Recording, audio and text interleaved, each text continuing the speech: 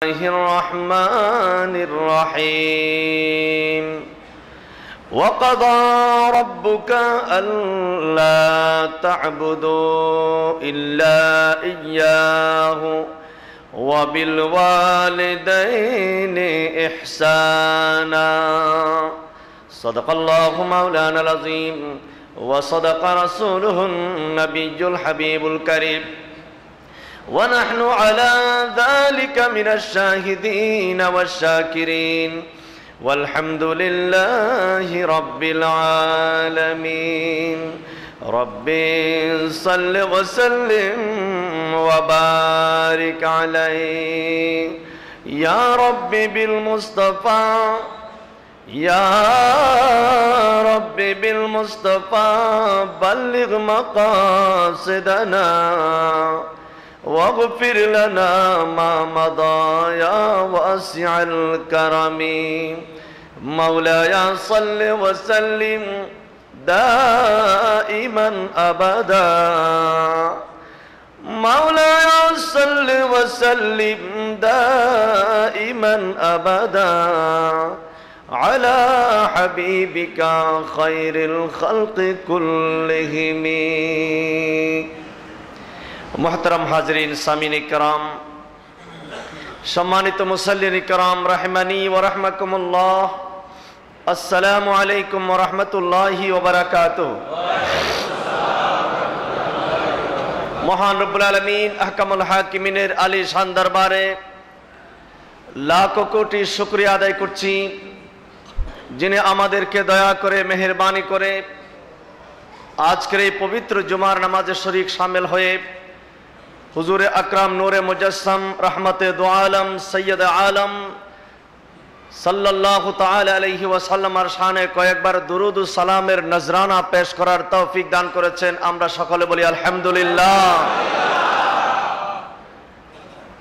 যে নবী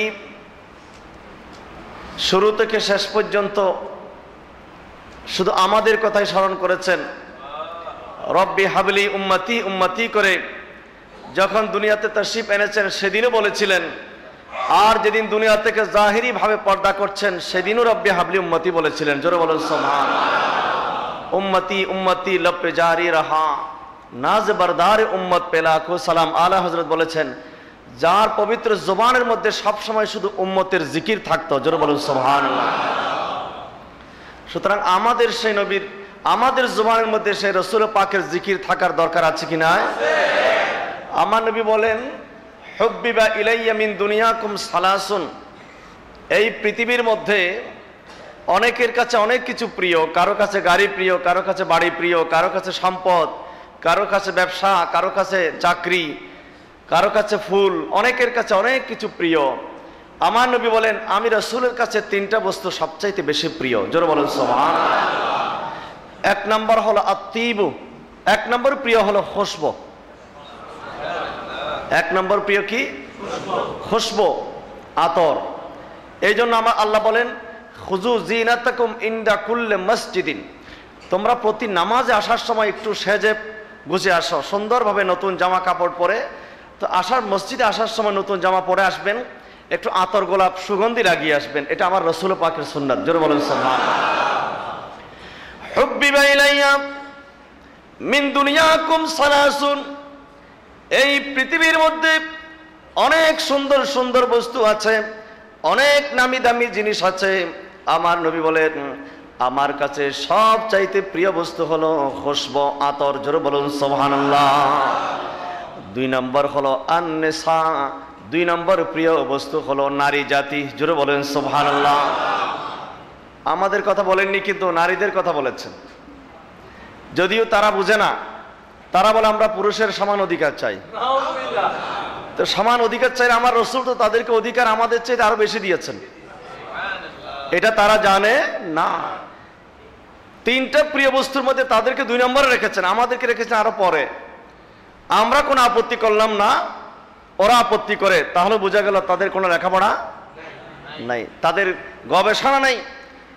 এটা যদি জানতো যে আল্লাহ রসুলের কাছে পৃথিবীর মধ্যে সবচাইতে প্রিয় বস্তু তিনটার মধ্যে তারা দুই নম্বরে, তাহলে তারা আবার নতুন করে একটা আন্দোলন শুরু করত যে আমার রসুল পাক আমাদেরকে যে মর্যাদা দিয়েছেন আমরা সেই মর্যাদা ছাড়া আর কিচ্ছু চাই না। জোরে বলেন সুবহানাল্লাহ। এখন সমান অধিকার চাইলে তো নিচে নামতে হবে।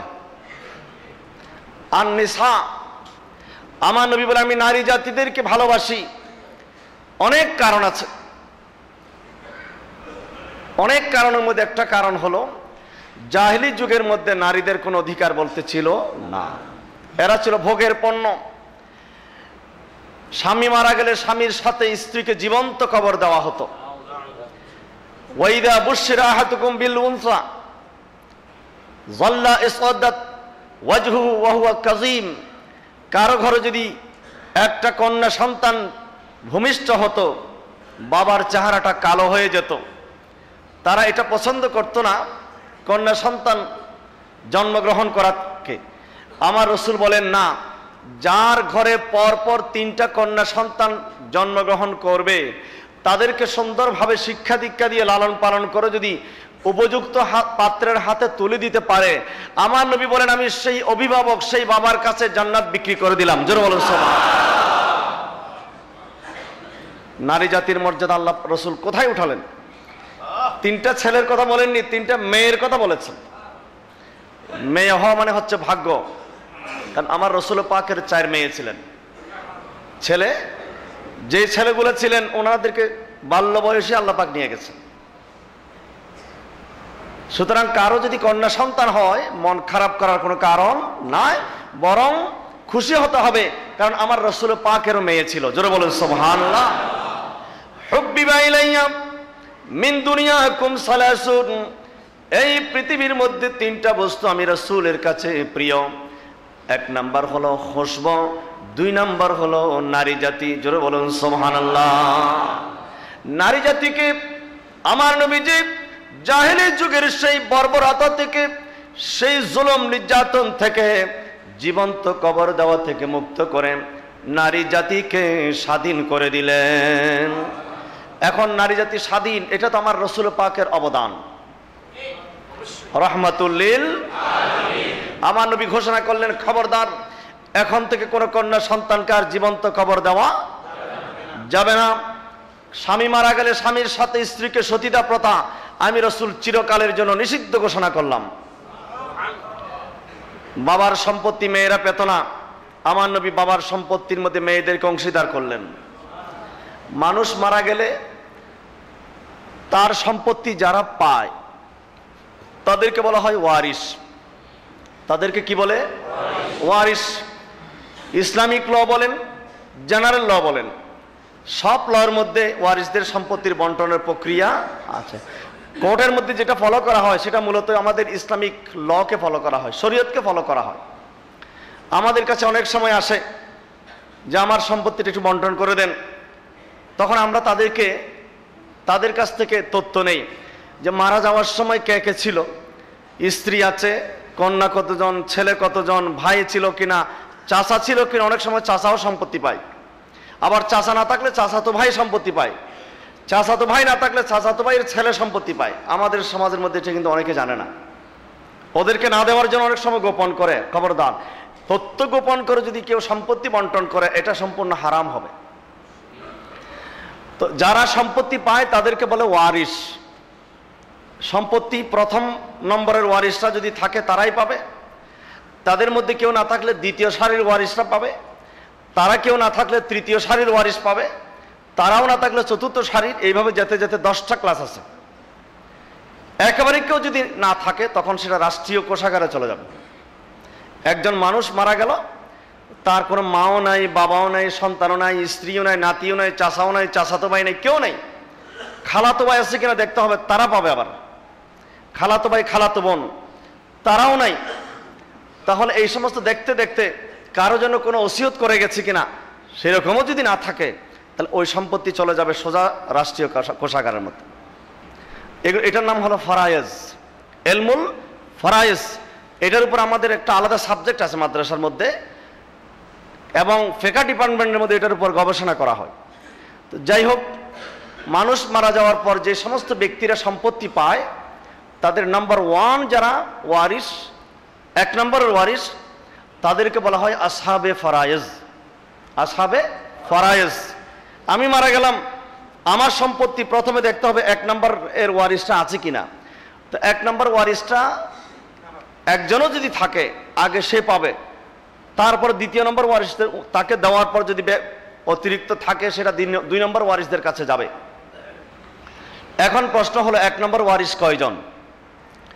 কোরআন কারীমের মধ্যে আল্লাহ পাক সূরা নেসার শেষের দিকে বর্ণনা দিয়েছেন 1 নম্বর ওয়ারিসের সংখ্যা হলো 12 জন। 1 নম্বর ওয়ারিসের সংখ্যা কতজন? 12 জন। ওই 12 জনকে বলা হয় আসহাবে ফারায়েজ। 12 জনের মধ্যে 4 জন পুরুষ, বাপ, দাদা, বৈপিত্র ভাই এবং স্বামী।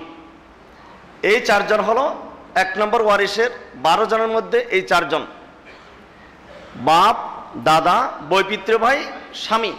বৈপিত্র ভাই এটা কি আবার? মা একজন, বাবা 2 জন, এটাকে বলা হয় বৈপিত্র ভাই। থাকে না এরকম? এক জায়গায় বিয়ে হয়েছিল, স্বামী মারা গেছে, ওখানে একটা সন্তান ছিল, ওই মহিলা আবার নতুন করে একজন স্বামী গ্রহণ করলেন, নতুন স্বামীর সংসারে এসে আরেকটা সন্তান হলো। এখন এই ভাই এবং ওই ভাইয়ের মধ্যে সম্পর্ক হলো বৈপিত্রীয় ভাই।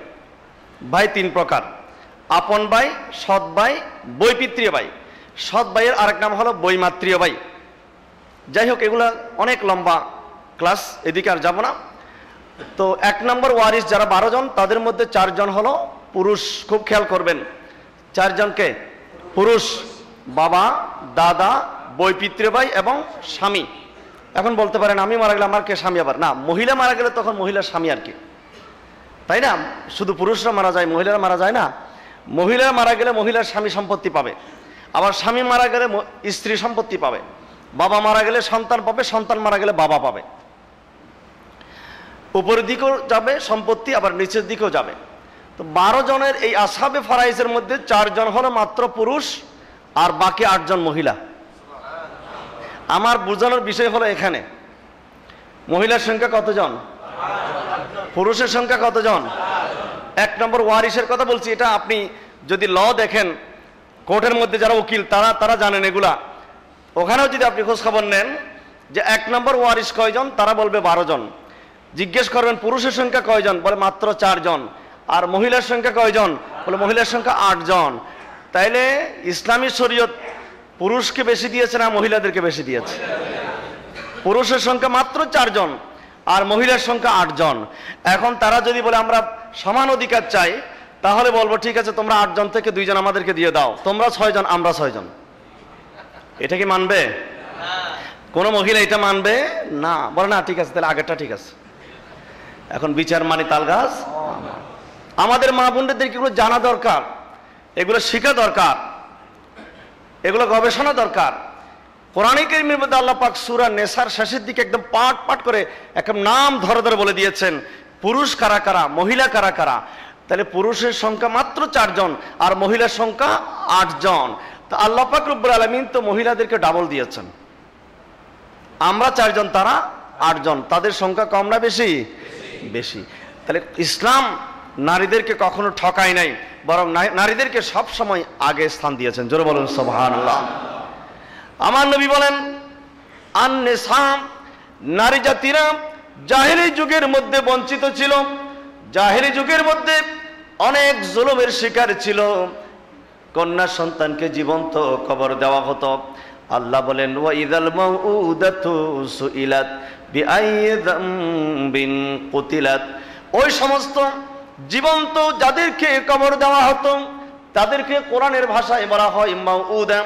হাসরের ময়দানে তাদেরকে একত্রিত করা হবে, তাদেরকে জিজ্ঞেস করা হবে, ওয়া ইযাল মাউউদাতু সুইলাত, তাদেরকে প্রশ্ন করা হবে বিআইয়ি যামবিন কুতিলাত, কোন অপরাধের কারণে, কোন অন্যায়ের কারণে, কোন জুলুমের কারণে, কোন অপরাধের কারণে, কোন গুনাহের কারণে তোমাদেরকে হত্যা করা হয়েছিল। তারা বলবে, আল্লাহ আমরা জানি না আমাদেরকে কেন হত্যা করা হয়েছে, আমাদের বাবা এবং মাকে আগে হাজির করো, আমরা তাদেরকে পায়ে ঠেলে জাহান্নামে পাঠাবো, তারপর আমাদেরকে যেখানে যেতে হয় আমরা সেখানে যাব। বাবা এবং মাকে আগে জাহান্নামে পাঠাবো। এই জন্য আমার নবী বলেন, জাহেলি যুগে যেহেতু তাদের কোনো অধিকার ছিল না, তাদের কোনো সম্মান ছিল না, ইসলাম এসে তো এই নারী জাতিকে পরিপূর্ণ অধিকার, শুধু তাই না, তাদেরকে সম্মানের আসনে আমার নবী বসিয়েছেন। আমার নবী বলেন না, তাদের আসন হলো আমার মায়ের আসন। জোরে বলুন সুবহানাল্লাহ। পৃথিবীর মধ্যে প্রত্যেক পুরুষ কোনো না কোনো মহিলার পেট দিয়ে এসেছে, তাই না? হযরত সাইয়েদনা আদম আলাইহিস সালাম, মা হাওয়া আলাইহিস সালাম বাদ দিয়ে আর বাকি যারা আছে তারা কোনো না কোনো মহিলার পেট থেকে এসেছে। তো যাদের পেট থেকে আমরা পৃথিবী আসার একটা সুযোগ আল্লাহ পাক করে দিয়েছেন, আমি কেন তাকে ভোগের পণ্য বানাবো, কেন তাকে বঞ্চিত করব? সে তো অবশ্যই আমার মা।